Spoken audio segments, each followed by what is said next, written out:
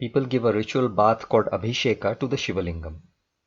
The Shivalingam is a stone which is shaped like a wave. This stone represents the wave nature of energy. Consciousness or life energy is the best form of energy. So the Shivalingam represents the life energy that is present in all living beings. Among all living beings, man is the highest form. Therefore, the Shivalingam represents the human being. Among all the human beings, the human incarnation of God is the best. Therefore, the Shivalingam represents the human incarnation of God.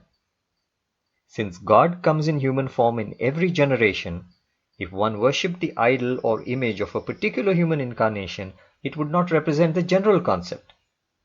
Shivalingam represents the human incarnation of God in general. Thus, the worship of the Shivalingam represents the worship or service to the human incarnation. If such a human incarnation is not available, you have to worship the next best. A devotee is the next best among human beings. Therefore, one can serve the devotee if the human incarnation is not available. The human incarnation of God represents knowledge or jnana. Jnana is the highest. The human incarnation of God always preaches divine knowledge. The next best alternative is devotion or bhakti. If jnana or the human incarnation of God is not available, bhakti, which means the devotee, should be given the next highest value. You should not serve a person who is not a devotee, but you can serve a person and turn him into a devotee. Under any circumstances, an atheist should not be served or helped. Every living being is indebted to God. If you do not express your gratefulness to God, it is the highest sin. God created everything and everybody. Thus, worshipping inert matter, that is, statues and images, is a very low form of worship. A statue represents matter. Energy is greater than matter. The worship of the sun, fire, etc., which are inert energy, is better than the worship of the statue. Life energy or living beings are more precious than inert energy.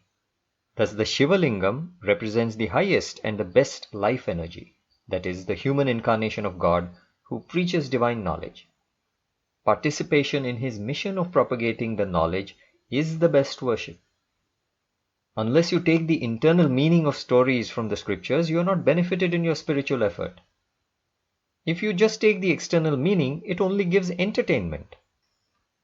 Rama gained victory over Ravana. Rama represents the Sattvam quality. Sattvam represents knowledge.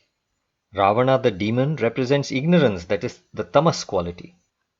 Arjuna defeated the Kauravas and liberated cows. Arjuna means white in Sanskrit, and he represents the bright knowledge.